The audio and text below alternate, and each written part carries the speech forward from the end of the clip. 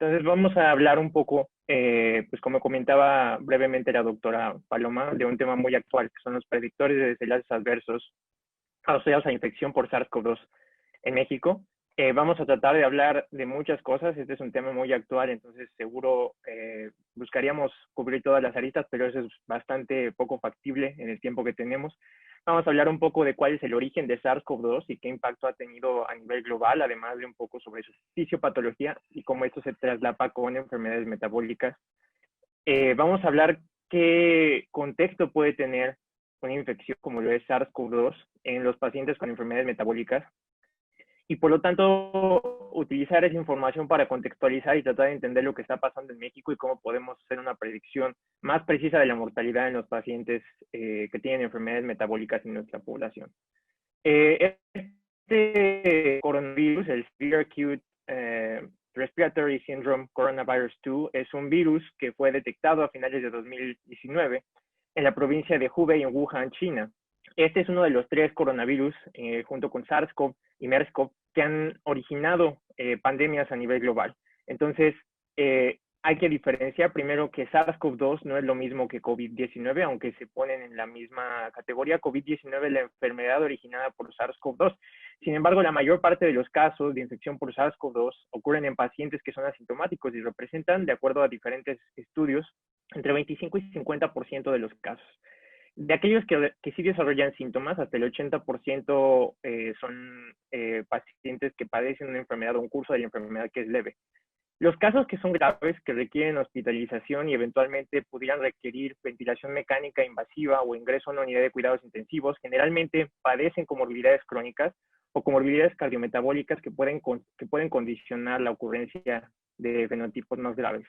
Ahora, COVID-19, que es la enfermedad causada por SARS-CoV-2, tiene algunas particularidades que se comparten con algunas enfermedades metabólicas. En particular, SARS-CoV-2 que se contrae, hoy ya lo sabemos, mediante gotitas respiratorias y hay evidencia que sugiere que también puede ocurrir por vía de aerosoles.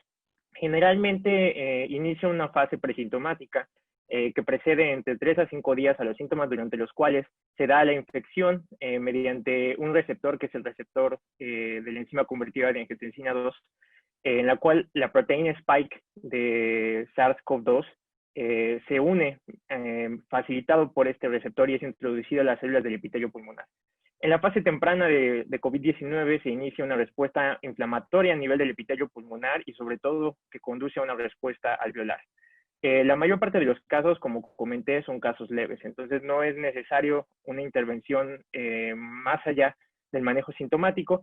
Sin embargo, en casos ya más avanzados, que pueden ocurrir en el 20% de los casos sintomáticos, se presenta una respuesta inflamatoria sostenida que lleva a engrosamiento alveolar intersticial y un aumento de la permeabilidad vascular con concomitante edema. Esto puede ocasionar lo que le da el nombre al virus, que es el síndrome de distrés respiratorio agudo, además de que la inflamación sostenida puede ocasionar una tormenta de citocinas que cause un síndrome de respuesta hiperinflamatoria pulmonar. En etapas tardías, pues la COVID-19 puede llevar a que ocurra falla respiratoria, choque séptico y falla multiorgánica, y eventualmente puede ocasionar la desafortunada muerte del paciente. Ahora, el curso de SARS-CoV-2 se ha hecho muchos comentarios sobre la heterogeneidad de la enfermedad. Sin embargo, una de las cosas que hay que entender es que básicamente todas las enfermedades infecciosas siguen un curso que se pudiera caracterizar por etapas de este tipo. Una etapa 1, en la cual el paciente puede presentar síntomas muy leves, localizados, caracterizados por una inflamación alveolar leve y que puede no proceder a una invasión pulmonar completa, la cual ya se consideraría un estadio 2. En el estadio 2, donde hay ya inflamación pulmonar completa, se puede presentar o no presentar hipoxia, como se pueden ver en estas láminas. Hay un deterioro progresivo que puede pasar de la hipoxia de la no hipoxia a la hipoxia, y que incluso puede requerir de una ventilación mecánica invasiva, donde ya hay un síndrome inflamatorio bastante significativo y que puede pasar ya sea al fallecimiento del paciente o a una etapa de recuperación, en la cual la resiliencia del paciente va a determinar si el estado de salud de enfermedad se queda en un basal o cambia. Esta respuesta depende tanto de la carga viral como de la respuesta que tengan en particular los huéspedes. Entonces, esta respuesta inmunológica puede verse alterada cuando existe concomitancia con enfermedades cardiometabólicas, y de hecho hay estudios bastante recientes que demuestran que la fisiopatología de SARS-CoV-2 está compartida con algunas características que se han identificado por años en la diabetes mellitus tipo 2 y en el síndrome metabólico. En particular, dado que la diabetes mellitus tipo 2 y el síndrome metabólico pueden considerarse patologías que cursan con inflamación crónica, la inflamación inducida por SARS-CoV-2 podría estar precipitando un estado hiperinflamatorio agudo que condiciona una mayor gravedad de la enfermedad en estos pacientes. El daño endotelial asociado a diabetes y el síndrome metabólico también puede ocasionar un síndrome de hipercoagulabilidad que, condicionado con la hipercoagulabilidad inducida por SARS-CoV-2, puede causar enfermedades trombóticas que se han reportado en la literatura como infarto agudo del miocardio, como una enfermedad vascular cerebral. Debido a que hay alteraciones a niveles de diferentes órganos y sistemas, en una hospitalización prolongada se puede ocasionar una pérdida de masa muscular, y esta pérdida de masa muscular puede ocasionar a largo plazo caquexia, resistencia a la insulina y una disminución de la actividad física, la cual, como sabemos, puede condicionar también obesidad a largo plazo. Se ha identificado una expresión heterogénea del receptor de SARS-CoV-2, que es de la enzima convertidora de angiotensina, en la célula beta pancreática, y también se ha sugerido que pudiera haber una respuesta alterada en la función de la célula beta posterior a una infección por SARS-CoV-2. Ahora, esto es importante debido a que en un paciente que ya tiene alteraciones a nivel orgánico, en una enfermedad multisistémica como lo es COVID-19, pues puede ocasionar una enfermedad con un curso más tórpido y que también puede llevar a desenlaces más a largo plazo. Sin embargo, ahora que ya tenemos bastantes casos de recuperación, se está entendiendo una patología que de hecho no es exclusiva de COVID-19, pero que ahorita, como es la pandemia global, pues se ha hecho muy evidente, que es el entendimiento de las secuelas crónicas a una infección, conocido como COVID crónico. Y lo que se ha visto es que justamente en los pacientes que sobrevivieron del primer SARS, que surgió en Asia y que estuvo contenido casi siempre a Asia con algunos brotes a nivel global, se observó que había una mayor incidencia de diabetes mellitus tipo 2, resistencia a la insulina y alteraciones lipídicas en sobrevivientes de la infección. También se sospecha que por la pérdida de masa muscular puede haber una disminución de la sensibilidad a la insulina a largo plazo, y esto puede ocasionar también alteraciones en la capacidad del paciente para realizar actividad física y por lo tanto tener un aumento en la acumulación de grasa.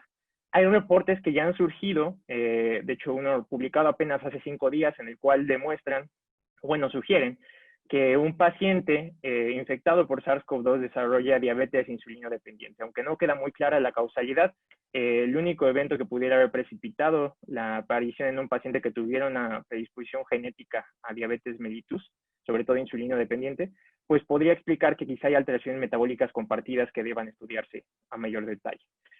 Ahora, SARS-CoV-2 se volvió una infección que fue foco, aunque todas las infecciones pueden causar alteraciones como las que acabo de comentar. SARS-CoV-2 se vuelve una infección foco debido a su proceso de desarrollo. Entonces, primero se identifican un clúster de neumonías atípicas en la provincia de Hubei, en Wuhan, y lo que se ve es que progresivamente empieza a aumentar la transmisión comunitaria, primero a nivel China, luego a nivel Asia, luego se traslapa hacia África, con el epicentro que ya todos conocemos y oímos durante los meses de abril y mayo en Europa, sobre todo en Italia y en España, y posteriormente pasa a las Américas, donde ya se ve también el impacto tanto en Estados Unidos como en México. Y pues bueno, estos son los casos actualizados en el World in Data hasta el día de ayer. Y como podemos ver, los epicentros pues ahorita se enfocan sobre todo a nivel del continente americano, y con algunos importantes crecimientos que se vuelven a observar, sobre todo en Europa, en España y en Francia, y algún crecimiento importante que se mantiene sostenido y que es muy preocupante en India. Pero en las Américas, los países más activos se encuentra Brasil, Estados Unidos, México, Chile, Perú y Colombia. Lo que podemos observar en cuanto a mortalidad es que, a pesar de que muchos países tienen una amplia afección, hay 4 países que han sido ampliamente afectados en su mortalidad. Uno de ellos es India, que actualmente es de los que tiene las mayores tasas de mortalidad per cápita, los Estados Unidos de América, Brasil y también México. De forma muy importante en México, lo que estamos viendo, y aquí les presento un análisis propio de los datos de la Secretaría de Salud hasta el día de ayer. En estos primeros 2 bloques, que son las infecciones, aquí tenemos a sujetos sin comorbilidades y con comorbilidades. A pesar de que la infección parece no depender de la presencia de comorbilidades, como podemos ver aquí, aunque es mayor en cuanto a edades, en edad entre 31 a 50 años, la infección en sujetos sin comorbilidades, o sea, sujetos jóvenes, los cuales cursan en su mayoría con una enfermedad más leve. Cuando vemos la mortalidad, la intubación y el requerimiento de ingreso a UTI, podemos ver que este bloque, que no es tan amplio en cuanto a la tasa infecciosa, se vuelve el bloque más prioritario. Y de manera muy sorpresiva y que contrasta con lo que se observó en otros países, sobre todo en Europa, la mortalidad se enfocó sobre todo en el grupo de edad de mayores de 70 años, y esto no lo estamos observando en México. Aquí la mortalidad es mayor en este grupo, en el grupo entre 51 y 70 años, y los desenlaces más adversos, que son intubación y requerimiento de ingreso a una unidad de cuidados intensivos, también ocurren sobre todo en los pacientes entre 51 y 70 años de edad. Ahora, en este grupo etario, ¿qué es lo que está ocurriendo? Lo que está ocurriendo es que hay una marcada diferencia en la proporción de pacientes que tienen enfermedades metabólicas. Entonces, le dirijo a estas figuras que son de un estudio de Lancet Global Health, y lo que se ve es que cuando comparamos a Estados Unidos y a México, más o menos en el grupo etario que tiene mayor mortalidad, se ve este cambio muy importante en la prevalencia de diabetes mellitus tipo 2. Cuando observamos esto, lo primero que nos sugiere es que en México la mayor parte de los casos de diabetes que se están concentrando ocurren en edades jóvenes, muy probablemente asociado a fenotipos de obesidad con una predisposición genética también a diferentes alteraciones metabólicas. Esto no ocurre en Estados Unidos y sobre todo no ocurre en poblaciones europeas como Italia y Francia.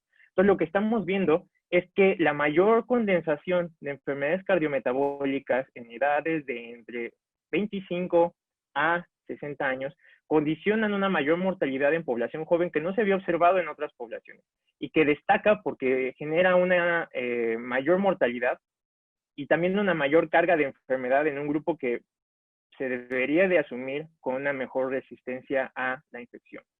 Ahora, estos son datos que publicamos recientemente en Clinical Infectious Diseases, donde lo que vemos es que puede condicionar la aparición de síntomas. O sea, se ha hablado mucho sobre la infección asintomática, los síntomas no tan típicos de COVID-19, que ahora ya vamos a ver que en realidad son más frecuentes de lo que esperamos.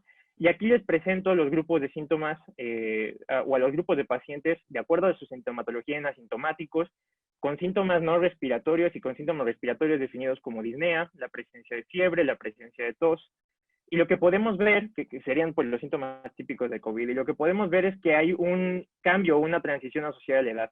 Entonces, la mayor parte de los casos con síntomas respiratorios ocurren en la brecha de edad después de los 50 años, mientras que la mayor parte de los casos asintomáticos y con síntomas no respiratorios ocurren sobre todo en sujetos jóvenes y en sujetos, como podemos ver aquí en esta otra lámina, también ocurren sobre todo en sujetos sin comorbilidades. Cuando comparamos a sujetos que tienen síntomas respiratorios contra síntomas no respiratorios, los que presentan síntomas respiratorios en su mayoría o son mayores de edad o tienen diabetes, obesidad o alguna otra comorbilidad que pudiera explicar las alteraciones. Cuando vemos todos los síntomas comparado con los asintomáticos, vemos una tendencia similar. Entonces, la presentación de síntomas en SARS-CoV-2 está condicionada por enfermedades crónicas y sobre todo por enfermedades cardiometabólicas.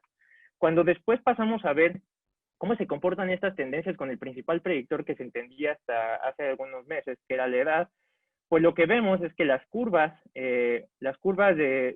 epidémicas que nosotros observamos en la población, pues son muy dependientes de la edad. Entonces aquí vemos que los casos sí aumentan y sobre todo tienen un pico entre los 50 y los 60 años de edad, mucho mayor en hombres que en mujeres, pero cuando vemos los casos de mortalidad, vemos que esta mortalidad, cuando se ajusta por población de acuerdo al grupo etario, pues sí se concentra mayoritariamente en aquellos que son mayores de 50 años.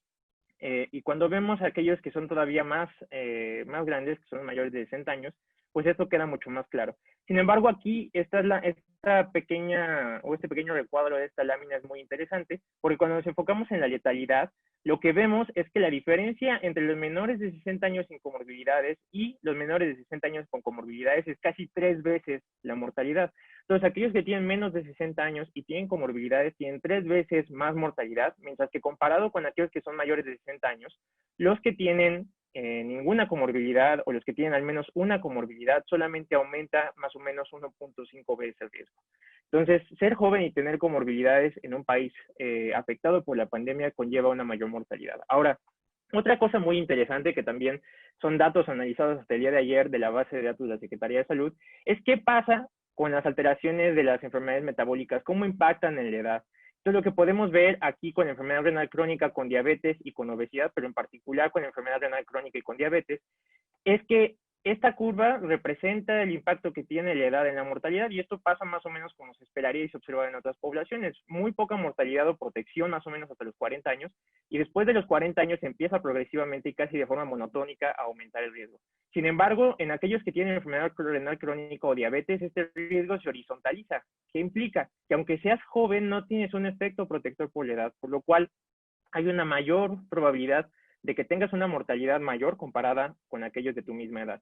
Y cuando estratificas, por si además tienes otras comorbilidades, aquellos que tienen diabetes y que no tienen ninguna otra comorbilidad, aún así tienen un mayor riesgo, aunque no llegan a tener el comportamiento de los que tienen diabetes independientemente de que tengan otra comorbilidad, sí se ve un mayor aumento. Entonces, ¿esto qué nos dice? Que la edad no nos impacta igual, impacta de forma diferente si tienes otras enfermedades metabólicas. Entonces, esto puede condicionar que aunque seamos jóvenes, pues tengamos un mayor riesgo de tener un desenlace adverso por SARS-CoV-2 si tenemos alguna comorbilidad cardiometabólica. Después, esto lo llevamos a un estudio que se publicó recientemente, en el cual analizamos a los casos de la Secretaría de Salud, de casos positivos por SARS-CoV-2, 51.663 casos, y también comparamos algunos casos sospechosos y negativos. Lo primero fue qué impacto tenían estas comorbilidades en algunos desenlaces críticos o adversos relacionados a SARS-CoV-2. Aquí tenemos el ingreso a UTI, tenemos ventilación mecánica y el riesgo de hospitalización. Hicimos una interacción para modelar a la diabetes, como vimos en la gráfica previa, en jóvenes, en menores de 40 años. Y lo que vimos es que la diabetes de inicio temprano tenía una tendencia de mayor riesgo de ingreso a UTI, un mayor riesgo de ser hospitalizado, sin una diferencia importante en el riesgo de ventilación mecánica. Sin embargo, cuando vemos diabetes, independientemente de la edad, es un factor de riesgo para los tres desenlaces. Y lo mismo ocurre para la obesidad. Entonces, de esta lámina podemos sacar un mensaje importante, que es que la diabetes de inicio temprano aumenta el riesgo de hospitalización, mientras que la diabetes a cualquier edad y la obesidad aumentan el riesgo de cualquier desenlace adverso. Entonces, la interacción de estas dos comorbilidades tiene implicaciones importantes. Cuando las analizamos en conjunto, podemos ver cosas interesantes. Este es un histograma de cómo evolucionaron los casos en México, aquellos que no fueron letales y aquellos que fueron letales. Y como podemos ver, los colores que representan a los obesos sin diabetes, a los diabéticos sin obesidad y a los diabéticos obesos, pues son mucho más importante el área que ocupan con respecto, en los casos letales, con respecto a los casos no letales.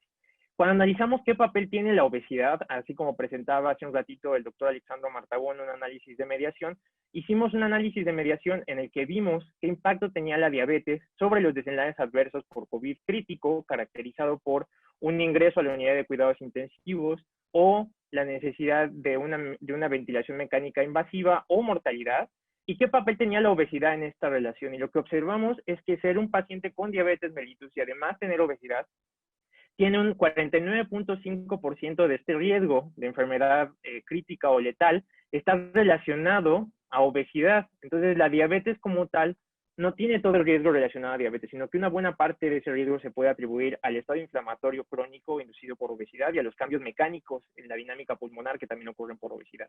Entonces, en México, la coexistencia de diabetes de inicio temprano y la obesidad en población joven representa una carga muy importante de morbilidad que explica un poco del impacto que ha tenido SARS-CoV-2 en nuestra población. Aquí les presento 4 análisis de regresión de Cox, donde podemos ver factores de riesgo relacionados a desenlaces adversos en SARS-CoV-2. Lo que podemos ver aquí, este es un análisis de todos los casos, tanto COVID-19 como no COVID-19 de la base de datos, o sea, aquellos que dieron negativo. Y algo muy interesante es que vimos una interacción entre COVID-19 y obesidad. ¿Qué implica esto? Que probablemente la obesidad, a diferencia de las causas de muerte que no son COVID-19, pero que también pudieran ser infecciosas, la obesidad es exclusiva o tiene un mayor riesgo cuando ocurre en COVID-19, mientras que esto no se observa en otras infecciones. Y esto ya se ha reportado como una paradoja de la obesidad y que esto explica alguna particularidad única de la fisiopatología de la COVID-19. Cuando vemos en general a todos los COVID-19, o sea, aquí comparamos COVID y no COVID y ahora aquí solo a los COVID, vemos que la diabetes de inicio temprano es el principal factor de riesgo de entre todos los demás para condicionar una mayor mortalidad. Y cuando analizamos algunos otros factores, también vemos que la hipertensión, la obesidad y la diabetes a cualquier edad, pero también la edad avanzada, condicionan un mayor riesgo de tener desenlaces adversos por SARS-CoV-2. Cuando analizamos a los pacientes con diabetes que tengan EPOC concomitante, enfermedad renal crónica, hipertensión, que sean de sexo masculino, o que tengan una edad avanzada, tienen una mayor mortalidad comparado con otros pacientes con diabetes. Aquí les pudiera sorprender a lo mejor ver que la edad menor a 40 años es protectora, y es que la comparación es que es protectora con respecto a edades avanzadas. Sin embargo, cuando se considera a solamente los menores de 40 años de edad, que es lo que modela esta interacción, los que tienen diabetes tienen un mayor riesgo comparado con los que no tienen diabetes, pero son menores de 40 años de edad. Finalmente, cuando vemos en obesidad, pues la presencia de diabetes de inicio temprano, de EPOC, de enfermedad renal crónica, hipertensión sexo masculino o una edad avanzada, además de diabetes concomitante en obesidad, pues son un factor de riesgo también importante. Ahora, utilizamos estos resultados de nuestra regresión de Cox para modelar un score de riesgo. Esto lo ponderamos con los coeficientes beta y nos dio un score que, como pueden ver aquí, condiciona diferentes cualidades aquí. Una particularidad, que es por lo que le llamamos score mecanístico para la letalidad en COVID-19, es que vimos que esta interacción o considerar que la diabetes no estaba homogéneamente distribuida o linealmente distribuida en diferentes grupos etarios, condicionaba un puntaje modificador que permitía una adaptación más clara al score. Entonces, este es el score. Lo que se hace es que se le asignan los puntos en función de la presencia de diferentes comorbilidades. O sea, si tiene diabetes y es menor de 40 años, se suma 5 a que tenga diabetes y que además sea menor de 40 años, donde normalmente se restarían 6. Y entonces se obtienen 5 categorías de riesgo que, cuando las ponemos en un análisis de Kaplan-Meier, vemos que en la población de entrenamiento y en la de validación se logra una separación importante entre todas las categorías, indicando que pudiera ser un buen estimador de riesgo considerar las comorbilidades para alguien que llega a un departamento de urgencias en un triage. Se le hace la aplicación de este score, pudiéramos ver una implicación importante. Este score está disponible en línea, y lo que podemos, esta es la liga, si alguien la quiere anotar y quiere visitar el score para conocerlo, puede ingresar a él. Algo muy importante es que este score discrimina muy bien entre los casos letales y entre los casos no letales. La mayor parte de los casos letales que están en azul están puestos después del punto de corte, con muy pocos perdidos, y los casos no letales en su mayoría están condensados en este segmento, aunque algunos se pueden interpretar como que no fueron casos letales, pero no necesariamente son casos que se deberían mandar a su casa. Ahora, las comorbilidades son importantes, pero también cómo llega el paciente al departamento de urgencias, pues modifica la forma en que nosotros interpretamos el riesgo. Entonces, aquí les presento un estudio que ahorita está enviado a su publicación, en el que colaboramos con la Unidad de Investigación de Enfermedades Metabólicas y el Departamento de Infectología de Nutrición para validar el score. Lo primero que vimos es que el score en validación, usar solo las comorbilidades no es suficiente. Cuando actualizamos el score con la saturación de oxígeno y con la frecuencia respiratoria, lo que observamos es un mucho mejor desenlace predictivo, con un área bajo la curva de 0.893. Entonces, en un escenario real, considerar el riesgo no es suficiente. Necesitamos actualizarlo con el estado clínico del paciente. Y entonces, si consideramos algunos parámetros que representan la fisiopatología respiratoria de COVID-19, podemos obtener una mejor estimación del riesgo. Entonces, este score NutriCop, que es en realidad una evaluación en 2 pasos, primero considera el score, el Mechanistic Score for Lethality in COVID-19, y después lo actualiza. Este score, dependiendo del número de puntos, es un punto que se suma con la saturación de oxígeno y con la frecuencia respiratoria. Y esto nos va a dar categorías de riesgo que fueron validadas en pacientes atendidos por COVID-19 en el Instituto Nacional de Ciencias Médicas y Nutrición, Salvador Subirán. Cuando vemos qué función tiene esta estratificación en un escenario real en nutrición, lo que vimos es que aquellos que tienen muy alto riesgo son aquellos que tienen un punto pues de mucho mayor mortalidad y de mayor incidencia de enfermedad grave, comparado con aquellos que tienen un punto pues considerado como enfermedad leve, que en su mayoría podrían ya sea manejarse de forma conservadora, o si ingresan a hospitalización podrían no ingresar a áreas críticas. Y cuando se compara con otros scores que se utilizan para evaluar el estado clínico del paciente y sus desenlaces, pues se observa que el score que estamos proponiendo tiene una mayor área bajo la curva 0.899 comparado con todos los scores adicionales, incluyendo el propio score, Mechanistic Score, que no considera la actualización de la fisiopatología respiratoria.